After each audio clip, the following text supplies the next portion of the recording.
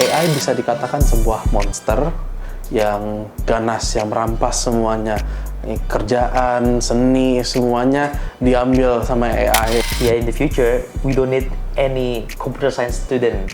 Oke. Ya, kita nggak perlu belajar tentang computer science lagi, karena ya, AI aja yang ngelakuin semuanya gitu.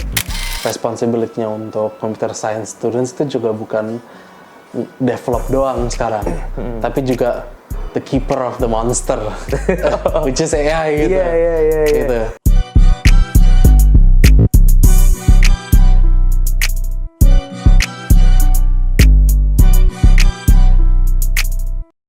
Ali, Halo. welcome to Cobain Podcast. Oke, ya. Hello again. Oke. Gini Li, kita kan lulusan ilmu komputer ya. Ya. Di sini gue ngundang lu, ngajak lu ngobrol tentang teknologi, terutama tentang AI. Kenapa tentang AI? Karena skripsi kita tentang AI dulu. Ya. Terus AI ini lagi happening banget nih, ya nggak sih? Lagi happening banget, apalagi ya banyak lah orang-orang yang pakai AI, ChatGPT, Midjourney, apalagi Stable Diffusion dan lain-lainnya gitu. Ya.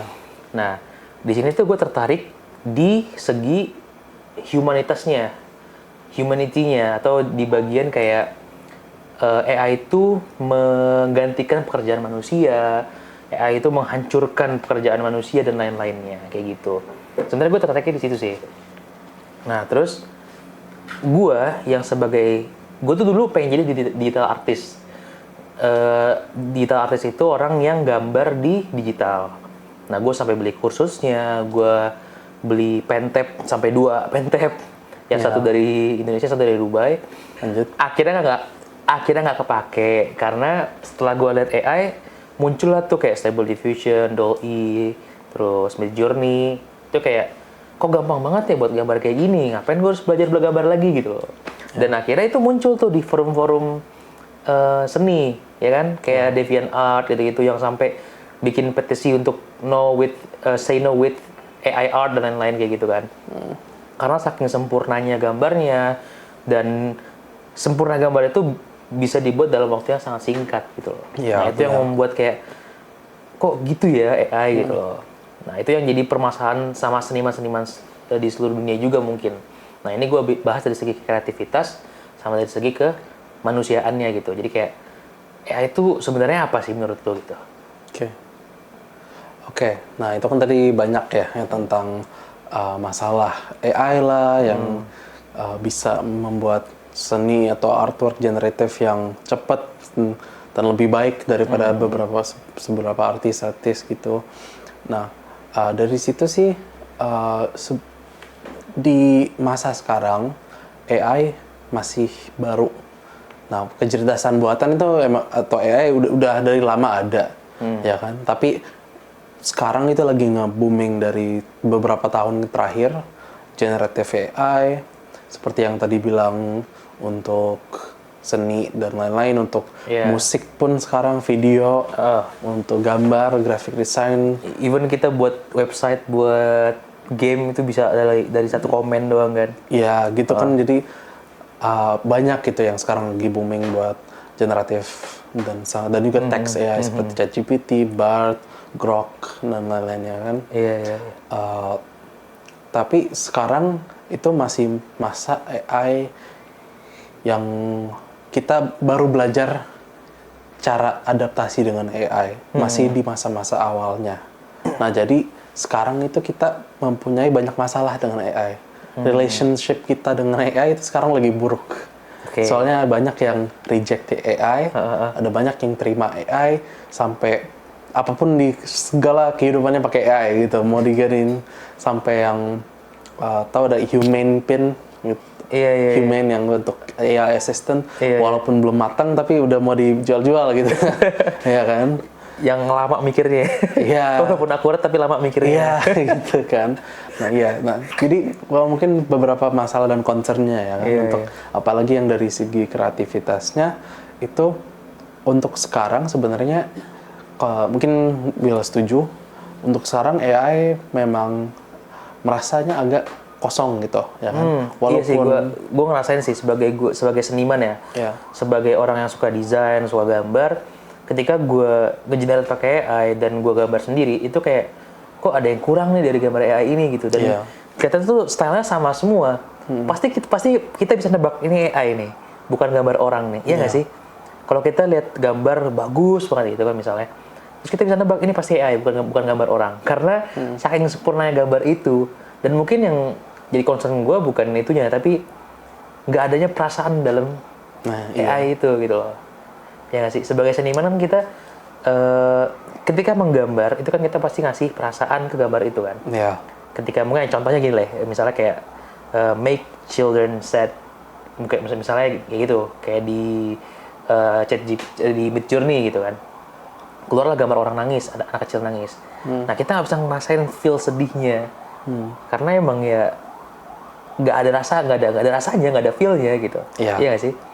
Iya, jadi karena memang di fase sekarang AI emang capability-nya itu nggak sampai ke sana, nggak sampai bisa mimik perasaan seorang seniman yang saat mereka lagi melukis, perasaan seorang komposer pas mereka lagi membuat lagu, gitu. Konteksnya dan kemanusiaannya itu sebenarnya nggak ada. Dan sekarang kan banyak yang kadang gue lihat di situs kayak buku gitu, banyak banget cover yang covernya AI, terus isinya dalamnya AI, ya kan, terus rasanya kayak ini apaan gitu, kayak apa bisa dibilang kayak content slop, content kayak bener-bener mass produce dan nggak ada artinya sama sekali, sama aja kayak sampah gitu kan, karena semakin banyaknya dan semakin cepat bisa diulang-ulangnya gitu.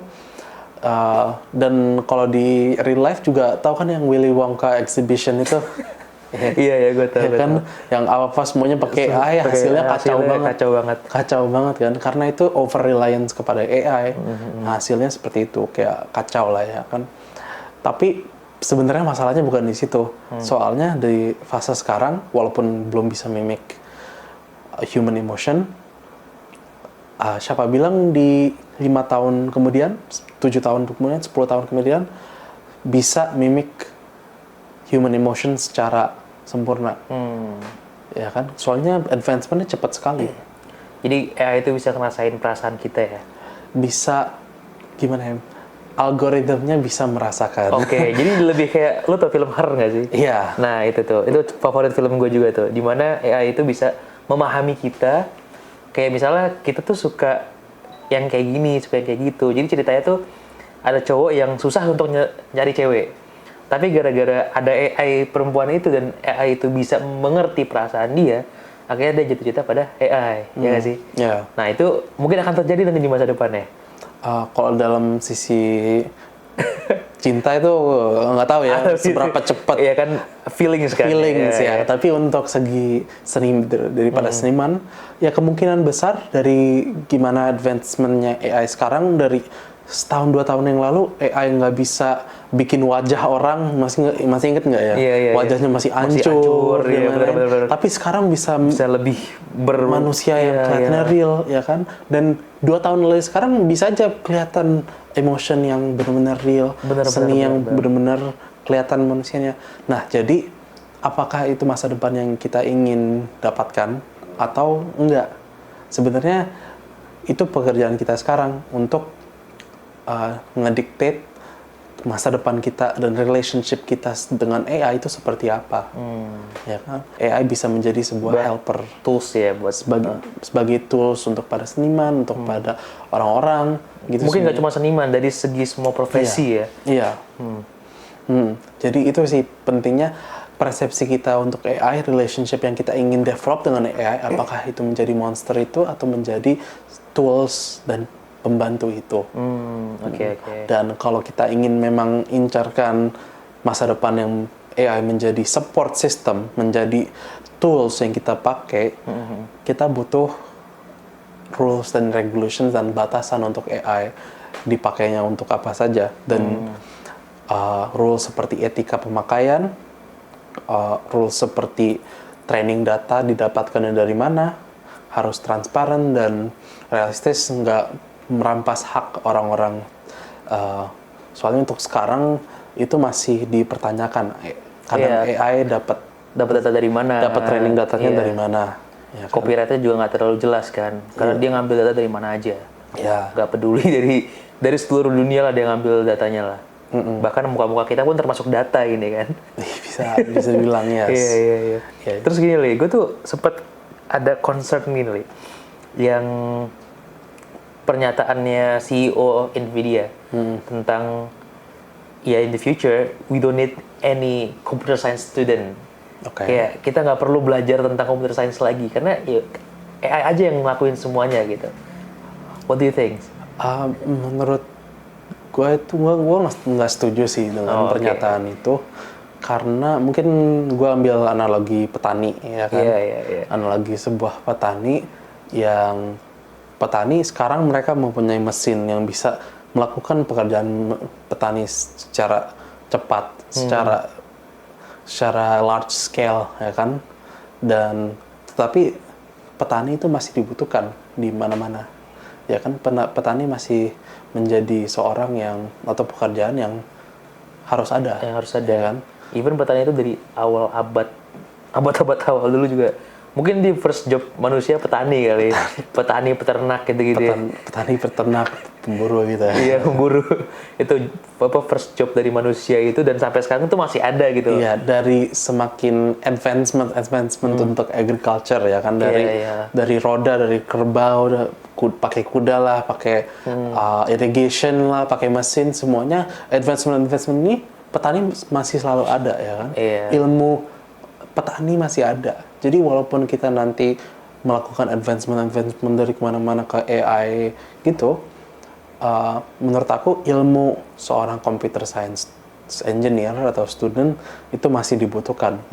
Untuk maintenance-nya mungkin, untuk nanti ada perbaruan ya, updates-nya dan lain-lainnya.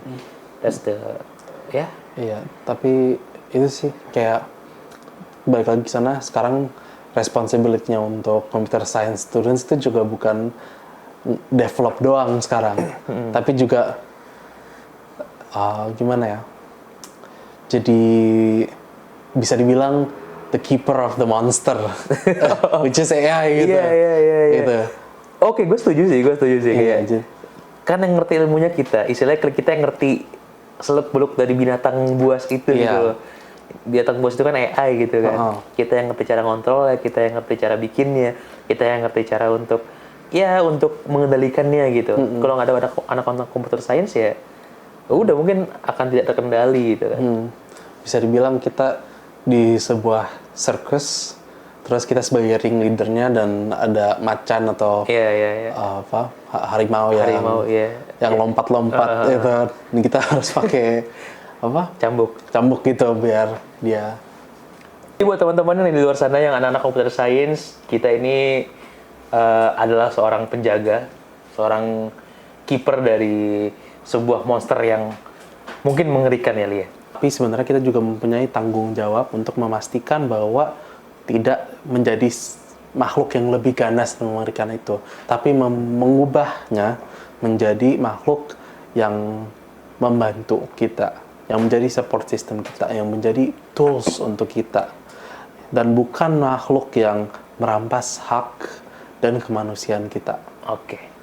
That's it. That's it. That's it. They not like us. They not like us. Nah.